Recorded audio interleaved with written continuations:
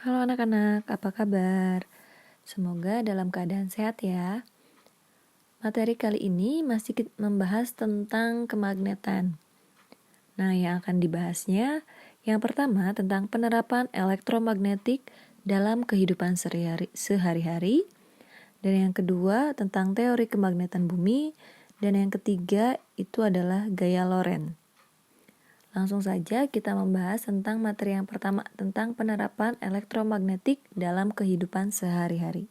Penerapan elektromagnetik dalam kehidupan sehari-hari itu ada 3.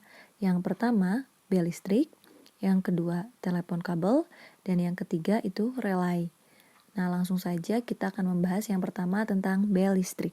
Anak-anak, kalian pernah tidak melihat gambar seperti ini? Nah, jika belum, ini adalah gambaran dari bel listrik. Nah, perhatikan ya dari gambar tersebut. Di situ ada baterai, kemudian ada saklar, ada elektromagnet, ada bel, ada pemukul, ada interruptor, ada besi lunak. Nah, seperti yang kalian tahu bahwa cara membuat magnet itu ada yang menggunakan elektromagnetik. Nah, pada bel listrik ini menggunakan cara seperti itu dengan cara elektromagnet. Berarti dililiti oleh kumparan. Nah, untuk cara kerjanya itu pada saat tombol bel listrik ditekan, rangkaian arus menjadi tertutup dan arus mengalir pada kumparan. Aliran arus listrik pada kumparan ini mengakibatkan besi di dalamnya menjadi elektromagnet yang mampu menggerakkan lengan pemukul untuk memukul bel sehingga berbunyi. Nah, perhatikan dari gambar pemukul bel tersebut sehingga nanti belnya akan tertekan oleh pemukul. Penerapan elektromagnet yang kedua yaitu tentang telepon kabel. Nah, perhatikan gambar yang ada di situ ya. Di situ ada mikrofon dan ada telepon. Nah, ada seorang anak dan ada BCL ya di situ. Nah, di situ juga dijelaskan bahwa yang untuk mikrofon itu ada diafragma aluminium, ada kotak karbon, ada serbuk karbon, kemudian dihubungkan dengan sebuah kabel. Nah, pada telepon itu ada magnet batang, elektromagnet, dan diafragma besi. Nah, pada telepon kabel ini juga membutuhkan yang namanya elektromagnet. Saat menggunakan telepon, seseorang akan menerima pesan atau mendengar, sekaligus mengirim pesan atau berbicara. Prinsip kerja telepon pada dasarnya itu mengubah energi listrik menjadi energi bunyi. Pada saat ada pembicaraan, nah energi listrik ini mengalir pada kabel telepon yang menimbulkan efek elektromagnet yang kekuatannya berubah-ubah sehingga mampu menggetarkan diafragma besi. Nah, diafragma besi ini lentur pada speaker telepon. Getaran pada speaker inilah yang akhirnya menggetarkan udara di sekitar dan memberikan efek. Efeknya itu efek dengar bagi telinga kita. Atau pada prinsip kerjanya ketika anak tersebut berbicara di depan mikrofon, nah diafragma aluminium bergetar menyebabkan serbuk karbon tertekan yang menyebabkan juga nilai hambatan serbuk karbon berubah-ubah sehingga menyebabkan arus listrik yang dialirkan pada elektromagnet pada telepon juga berubah-ubah. Nah, sehingga menyebabkan kekuatan kemagnetan pada elektromagnet juga berubah. Makanya akan mengakibatkan getaran pada diafragma besi sehingga menghasilkan bunyi. Nah, itulah prinsip dari telepon kabel pemanfaatan untuk elektromagnetik. Penerapan yang ketiga itu adalah relay. Nah, relay ini adalah suatu peranti menggunakan elektromagnetik untuk mengoperasikan seperangkat kotak saklar susunan paling sederhana dari kumparan kawat penghantar yang dililiti pada inti besi. Nah, bila kumparan ini dienergikan, maka medan magnet yang terbentuk akan menarik armatur berporos yang digunakan sebagai pengungkit mekanisme saklar magnet. Nah, di situ bila saklar itu tertutup, yang ada tuh di atas sumber tegangan DC itu ada kayak saklar. Jika itu tertutup, maka pengungkit yang bagian atas itu akan turun ke bawah. Nah, nanti akan dialiri arus oleh sumber arus AC. Nah, nanti itunya akan memutar. Materi yang kedua yang kita bahas itu tentang teori kemagnetan bumi. Perhatikan pada gambar tersebut. Di situ ada bumi, kemudian ada arah utara, ada arah selatan. Di situ ditunjukkan oleh magnet jarum. Nah, magnet jarum ini nanti akan menunjukkan kutub selatan dan kutub utara magnet bumi.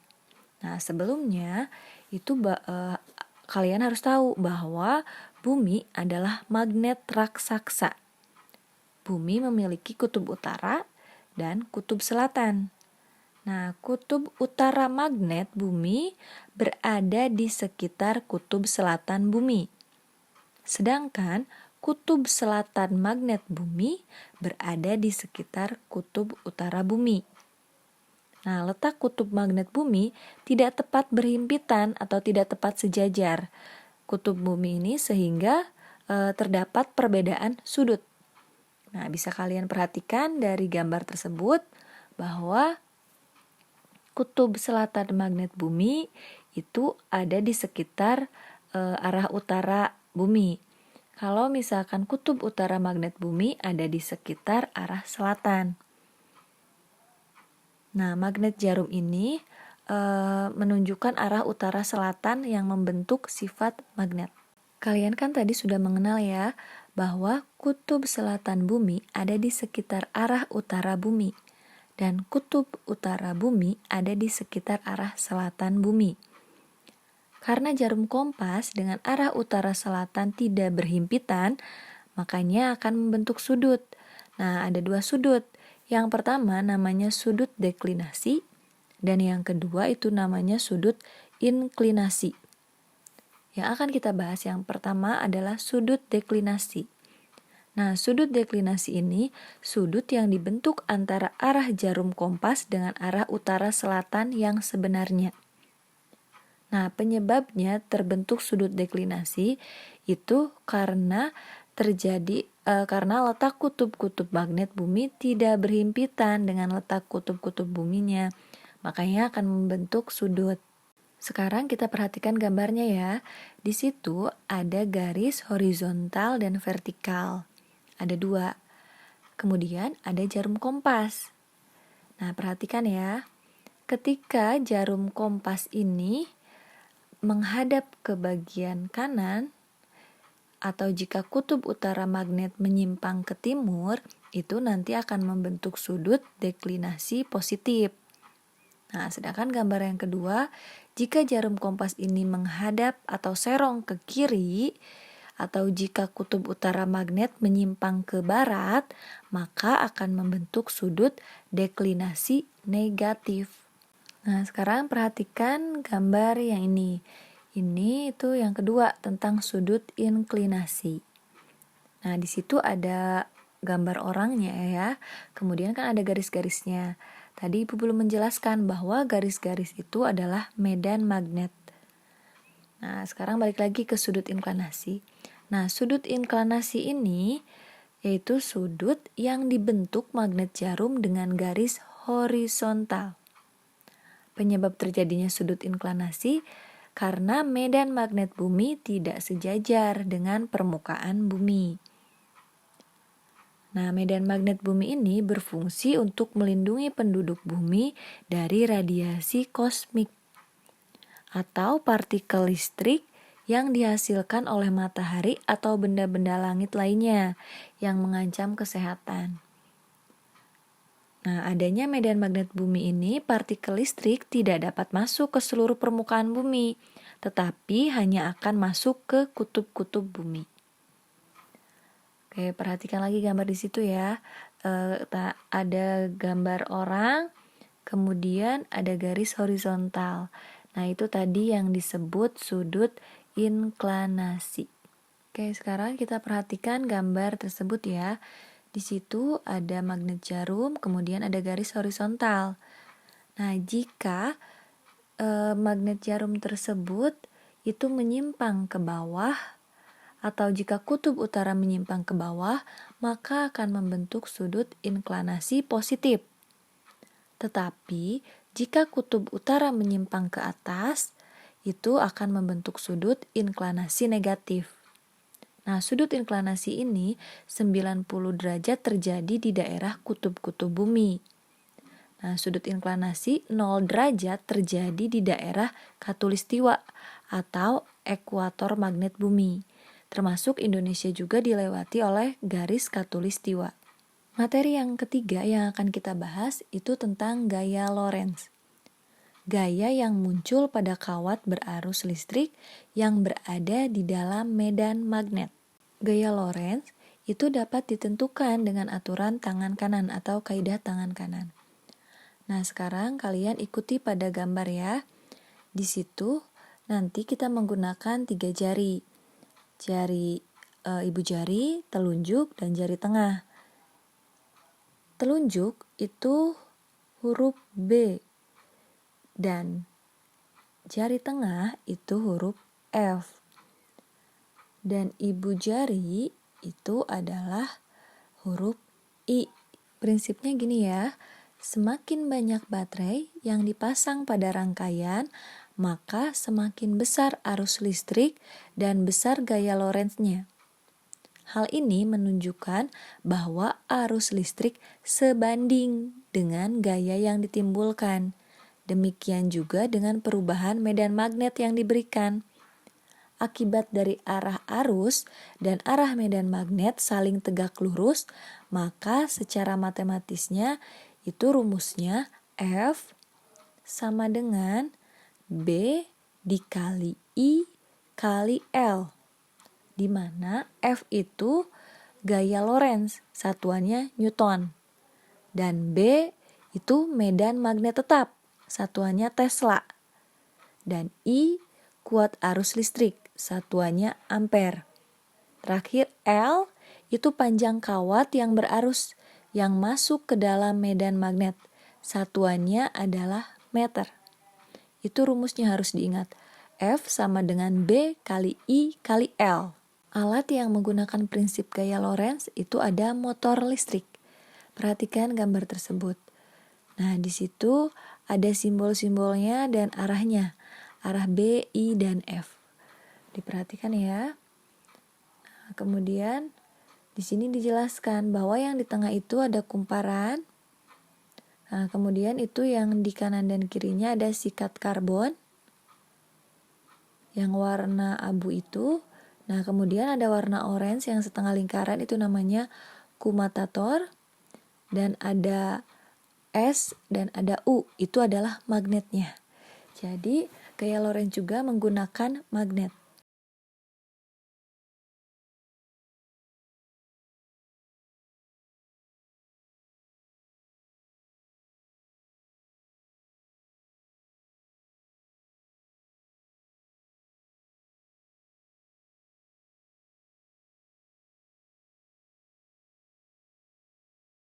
Ibu akan menjelaskan 2 contoh soal tentang gaya Lorentz. Ini yang pertama.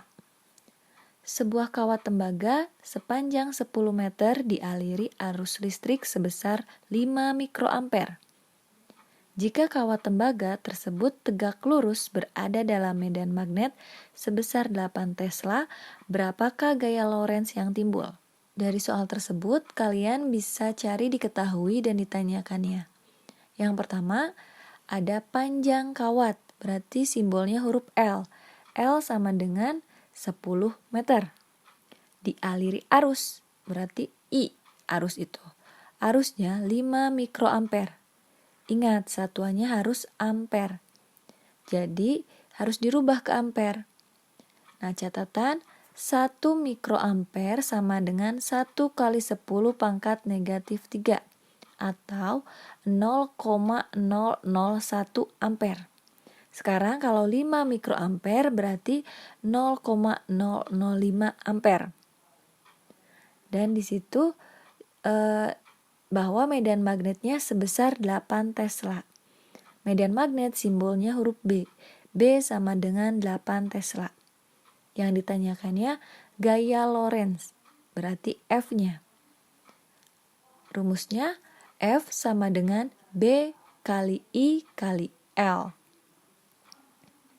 B-nya 8, I-nya 0,05, kemudian L-nya 10.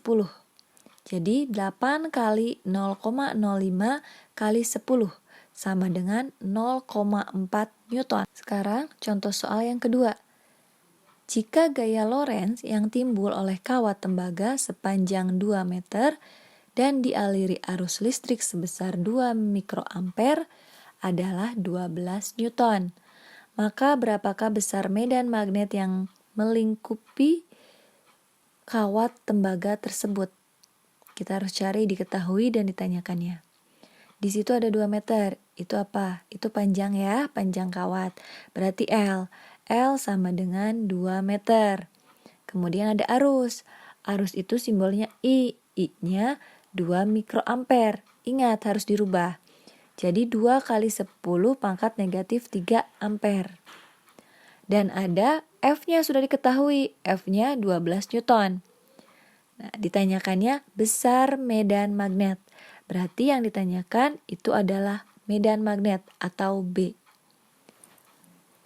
Cara jawabnya tetap sama rumusnya. F sama dengan B kali I kali L. Maka untuk mencari B sama dengan F per I kali L. F-nya 12 dibagi I-nya 2 kali 10 pangkat negatif 3 dan L-nya itu 2. Nah, sekarang kalian langsung bagi saja. 12 dibagi 2 kali 10 pangkat negatif 3 kali 2. Ya, situ kalau di bawah dulu ya. Kita kerjakan yang bawah dulu. 2 kali 2 itu 4. Berarti nanti jadi 12 per 4 kali 10 pangkat negatif 3. Nah, 12 dibagi 4 itu sama dengan 3. Yang 10 pangkat negatif 3 itu kan naik. Berarti kalau negatif jadi positif. Jadi 3 kali 10 pangkat 3. Nah, kalau B satuannya adalah Tesla. Jadi medan magnetnya 3 kali 10 pangkat 3 Tesla. Jangan lupa subscribe, like, dan jika ada pertanyaan, silakan langsung ditulis di komen. Terima kasih, bye-bye.